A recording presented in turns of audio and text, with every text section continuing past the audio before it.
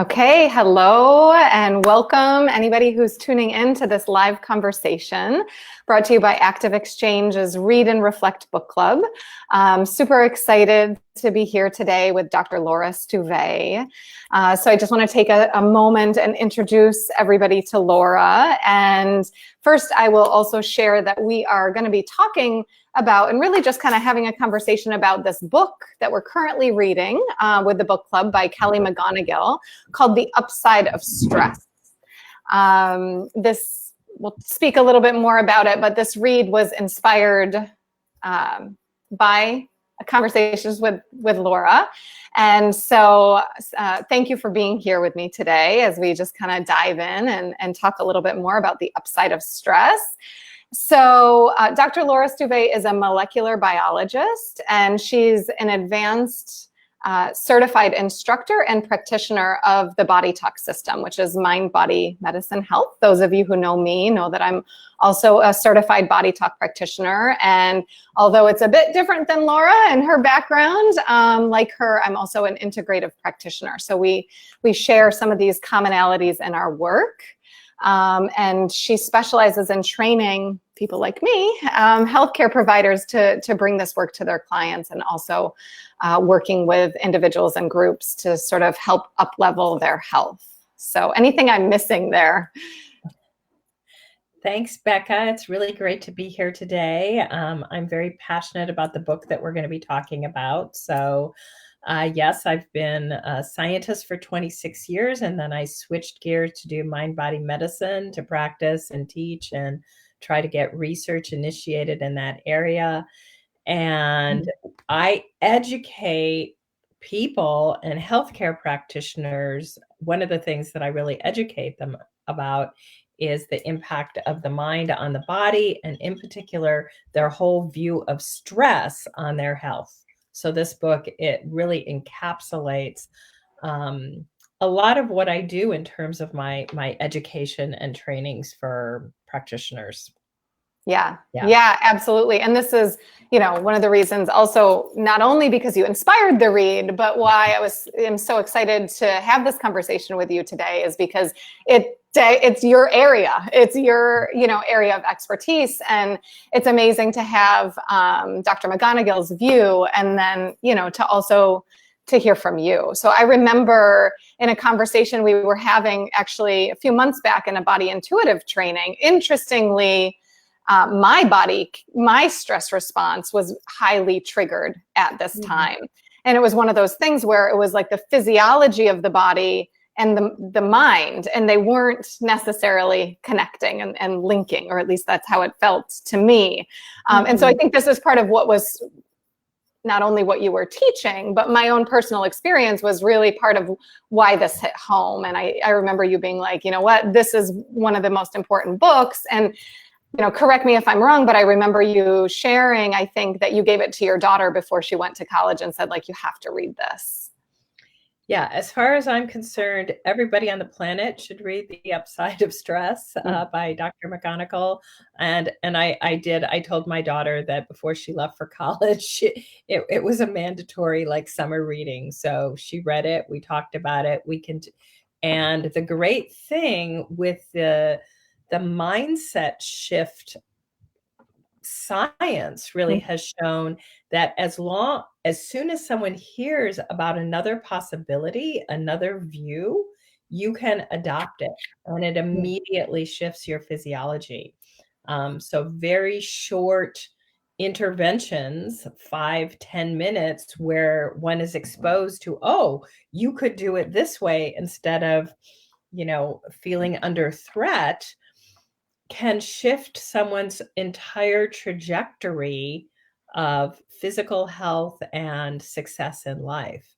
So the one thing that I noticed with my daughter is after she read it, she would go down, as a senior kind of member of her track team, and she would coach the freshmen, the younger kids, in the best state of mind to be in before their races.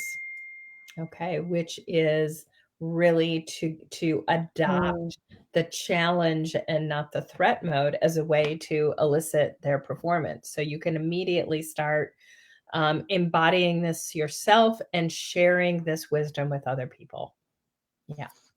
Beautiful. I mean, so one of the things that I was just kind of skimming through the book a little bit before, coming in to speak with you, and that piece that you're saying, like your daughter then taking it to the track team and teaching it. And so one of the things, Kelly, in one part is sort of outlining like this 3-step process. Yes. It's like, and I think what you're talking about is like learning that this possibility exists, to view something a different way, acknowledging, okay, stress is here, or this physiological response is here, and then, working with it in that way. But the third step she has is teaching it to other people. And that from the research in this whole area, the field of mindset science has shown that third step, kind of showing how it made a difference for you, just sharing one little example, and then, inviting other people in whatever situation they're dealing with to shift stress modes, and giving them a little bit of guidance as to what that might look like with your own experience. That really kind of helps support one's own mindset shift in stress. Absolutely. Yeah. Absolutely. It's like, that there's an old adage, I don't know exactly the verbiage, you might even know it, but where it says like, when you teach, you learn, or basically to learn it better, you teach it. And so it like helps to solidify it, I imagine, in the brain, in the body, and tying into the belief. When you talk about, changing the biology and the way that we can view or uphold a mindset either of stress as a threat or stress as a challenge, and the effect that has on the biology and how that can shift our total trajectory, would you share a little bit more about that with us? Yeah. So from the reading that I've done, basically, from my perspective as a scientist, when I find a really wonderful summary like Dr. McGonigal's book, The Upside of Stress, I read that. Then I look back at all the primary resources in the back of the book, and I go read those, and I read the resources. So I start my kind of network of learning.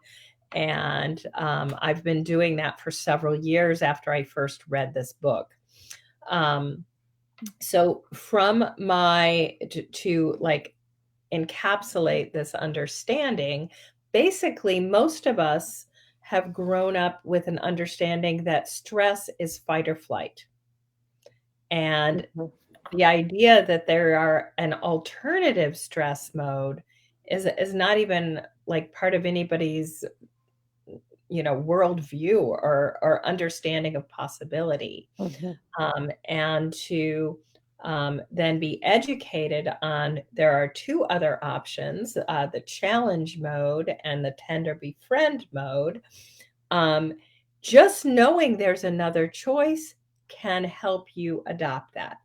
So what is different in terms of the physiology, if we just go with fight or flight or challenge, and how do you know which one you're in? If you feel yourself, out loud or in your mind saying things like, I'm overwhelmed, I don't think I can do this, this is impossible, whether it's something relating to any aspect of your life, your job, your family, your money, anything, then your body is in fight or flight or threat stress. It is actually activating that ancient physiological response that is designed for seconds or, a few minutes to run away from a life-threatening danger. Okay, so all of the neurotransmitters, the nervous system, the endocrine system are in. The immune system is being told we're going to die in the next 10 or 15 minutes, and we need to run away or hide or be in that type of entire physiological state. If instead you reframe, or you find yourself thinking, this is hard, this is challenging, I might not know how I'm going to get through it, but I think I'll find a way, or I'm going to remember I was in a similar situation 3 years ago and I somehow got through that.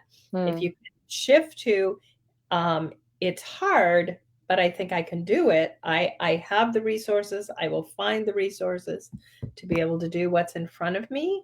Then that shift adds like new neurotransmitters to the mix. So instead of the cardiovascular system being run in overdrive, the cardiovascular system runs in high efficiency. Instead of the brain being in a state that shrinks your memory centers in your hippocampus, your brain goes into peak performance mode. And your whole emotional state changes from fear and panic and frustration and anger to a state of sometimes still anxiety, but, excitement and, courage and a real motivation. I'm going to figure out a way.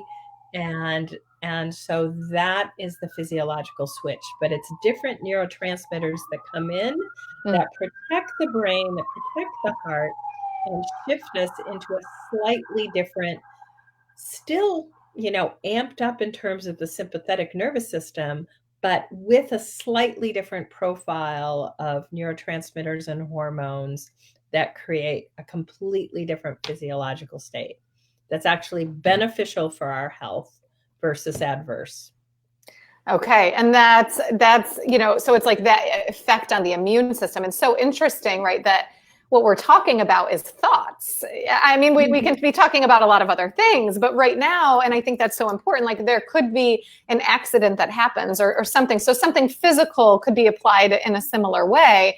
But even if we just go with our day-to-day thoughts and the way that we're perceiving the situations that we find ourselves in, if we see it as a threat, if we see, like you said, oh my gosh, I'm so overwhelmed, and if we come upon the opportunity to reframe or to shift that a little bit in the ways that you were talking about, and kind of seeing it as a challenge, like, wow, this might be difficult, but I know I'm growing through this, or, there's a lesson here, or whatever those thoughts might be, that can change, down to the chemistry in the body, what's happening within the body chemistry, like you're saying, the neurotransmitters, and then the effect on the body mind. It makes me think, and I'm not sure if this is true, but when we're thinking about the immune system, that like in that threat mode, there's a defensiveness. And so when the body is on defense, it's not able to focus in and all of the other things it has to do. So in a way, it kind of might shut down our digestion or some other things that are going on and really change our response. Whereas when we're in the challenge mode, it's almost like you said, it's got like a protective factor, which to me might mean more like seeing the collaboration. It's not, okay, we've got to shut things down to put everything ready to totally defend. It's that this is sort of within my best interest, almost a loosening within the body mind and a little bit more ease, even if, like you said, it's a high intensity mode, right? Like that zone of performance with track, for example. Instead of feeling the butterflies in my stomach is like, oh my gosh, am I not gonna perform? Am I gonna be freaked out? Like those anxious thoughts, starting to think like, okay, this is the fuel that's gonna get me to go faster, or whatever that is. Yes, absolutely. So you pulled out the immune system. There you are. Yeah. Out of the mix. And I just want to elaborate on that a little bit and tie it into the present climate that we are living through right now. So I was going to say, what a relevant topic. I have, being March 12th, I think it was yesterday that the World Health Organization made this, right? I imagine you're talking about coronavirus, and I'm going to talk about yes, please. I'm going to talk about stress mindset and your immune system and immune resilience. So basically, if one is in a state of, true fight or flight threat mode stress, what's being communicated to the immune system is we might die. Okay. Like your body might die, your loved ones, the people around you your inner circle might physically perish within the next few minutes. Yes. And in that state, the immune system gets very, very inflammatory.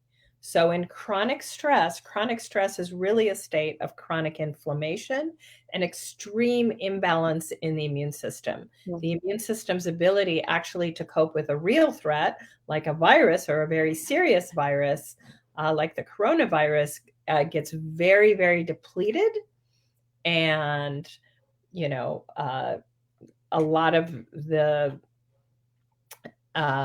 it gets more inflammatory and depleted. So even though the things that we're reading and hearing about this virus are very scary, it is really important to stick with, this is hard, this is going to be challenging, at a global level. Yeah. Financially, it's going to be challenging. Professionally, our families, we're not going to be able to go the places that our whole schedule. I mean, everyone's schedule is up in the air. Like, there were all these things you were going to do, and now you're like, well, I don't know what we're going to do. Right. And even planning, right? Not only are things being canceled, but it's like no one's making any plans because nobody knows. So it's like a halt. Yes, it's a halt.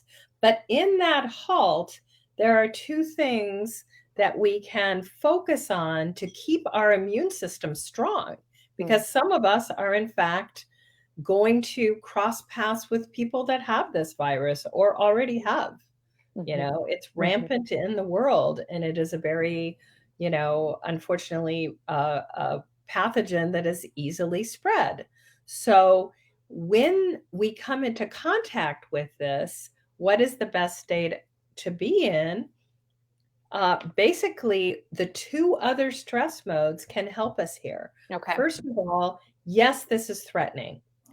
Are we going to die in the next 15 minutes? No. So you can think of challenge mode as more like we're running a marathon, versus threat mode is we're running a 15-minute sprint. Okay. So we're all going to need to cope with days, weeks, months of uncertainty. And so nobody's going to die in the next 15 minutes, even if you were exposed to coronavirus yesterday and you're starting to get sick.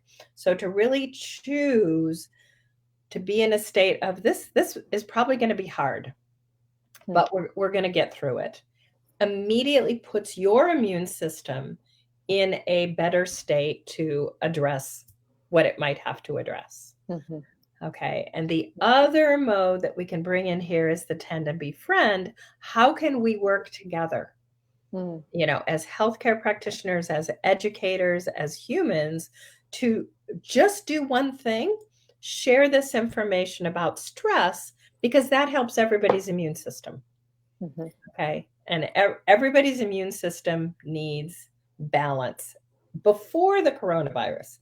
The 2020 immune system is way out of balance, and you add on this threat, and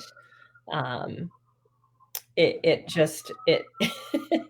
puts the immune system into another whole tier of depletion where it's unable. So this is a very simple thing that we can do. We can embody this ourselves. Sometimes you have to keep reminding yourself of this. It's like retraining your brain. Yeah. Because we're so used to going to threat mode. It's a default mode about everything.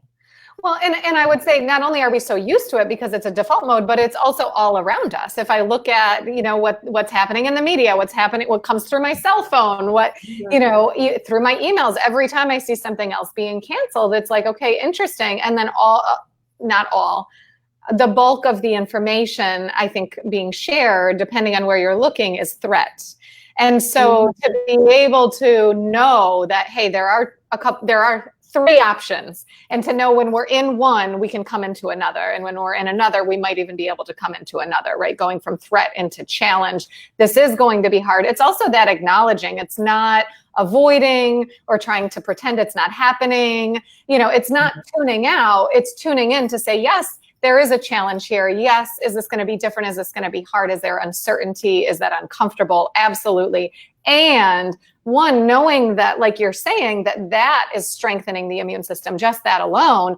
And then 2, looking into the tend and befriend. How can I connect with my loved ones, my colleagues, my community? How can I care for myself, my family, to bring more ease, which then further strengthens that immune system? Yes. Yeah. Yes. Absolutely. And, I don't know, this is one thing I pulled out and, for the sake of your time and everybody else's, we'll wrap up in a couple minutes, but I wanted to just say, not trying to quote any details or pretend I am the news, but like 2 days ago, I was reading from, a report that came out and they were reporting all of the cases. And at the time, at least what I was reading was like 114,000 cases, right? And then they were reporting the number of deaths, which was not even 1,000 at that time. And then somewhere, one sentence in this whole, like many, many pages of the report said, and 64,000 of those people who had contracted the coronavirus are better. And right. and it was just like breezed over. You could totally have blinked and missed that sentence, and it was so important to me to see that, because I think as a healthcare practitioner and working with people's anxieties, I have the privilege of hearing about them and trying to, support and guide people through them. It was so important for me to see that, because it really sheds light on kind of what we're like almost contending with. And again, just to see it as a challenge and say, hey, where can we search for the fullness of the information? Where can we actually see, the bigger picture of all of this in addition to the threat? Yes. So I don't know if you have any thoughts on that, as well. Yeah. Yeah. We certainly, the things that give us peace and encouragement in the face of something like this are going to keep us in a state of mind and a state of body that is going to help us navigate through it. Yeah. There has not been a lot of focusing on the potential upside or rebalancing of, a global threat. It is a global threat that we all face. There are some corrections here that are happening. It is something that we need to work together, in a bigger way. The fragmented nature of healthcare and a lot of responses isn't going to cut it in this situation. And so it is encouraging community solutions, which is the tend and befriend mode. Absolutely. Absolutely. Which is beautiful. Yeah. Which is beautiful. Yeah. And so, so just kind of wrapping it back up and tying it back, one of the things that I think that you said, the way that I heard it was that one of the reasons why this book has meant so much to you, and you shared it with your daughter and me and, so many other people, is that it's like a digestible version of sort of a lot of the information that's out there that is based on the scientific evidence, that is really an important, I would say maybe anchor to our whole health and well-being.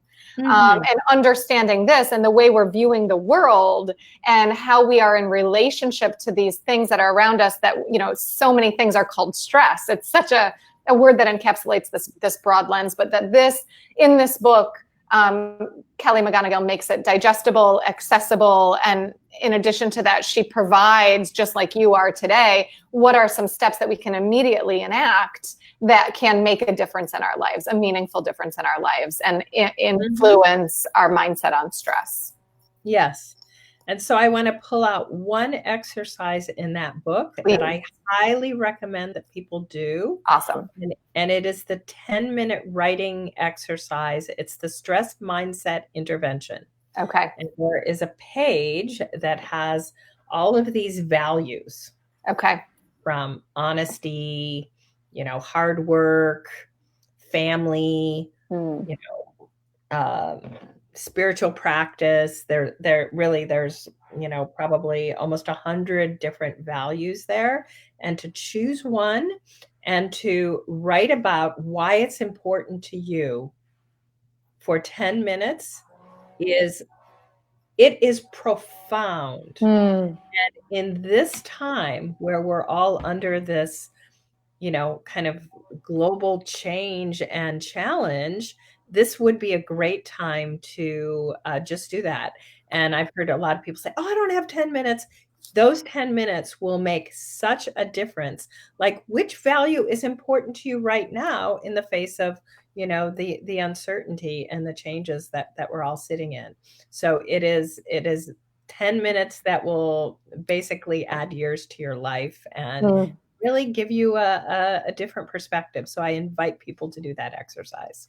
Awesome. Awesome. I will find it. I'll find it in the book and take a picture, and I'll add it in the comments under this video so that if, you know, people have access to it. So that's amazing. And it makes me think of different exercises I do with people where we're looking at what is our focus, and we're really focusing in on that piece that resonates with the positive feeling, that piece that is uplifting and fueling us.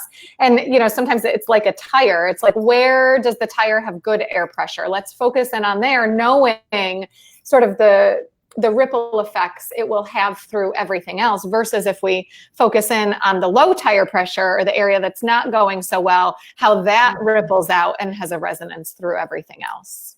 Yes. Yes.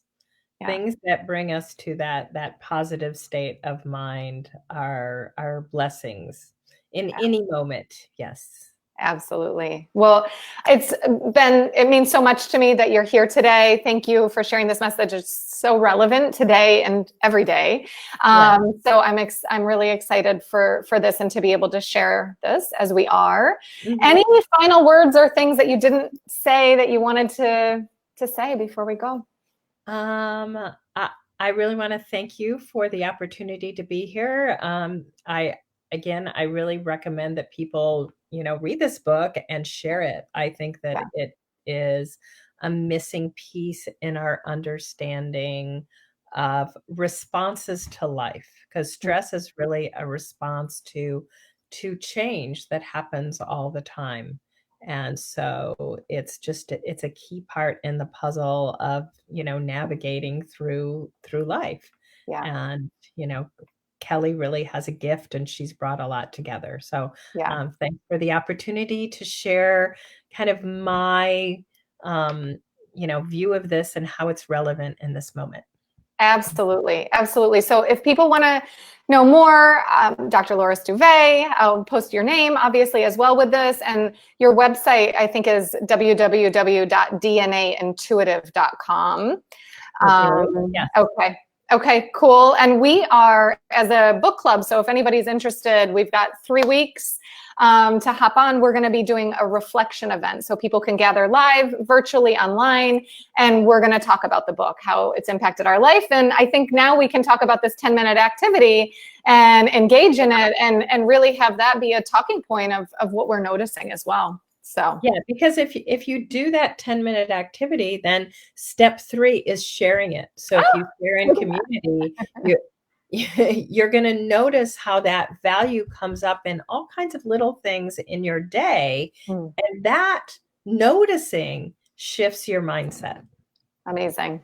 Yeah. Amazing. That's it. And therein lies the power. All right. Well, thank you so much. And to everybody watching, have a beautiful day, and we'll be in touch. Have a great day. Thank you. Thank you. Bye. Bye.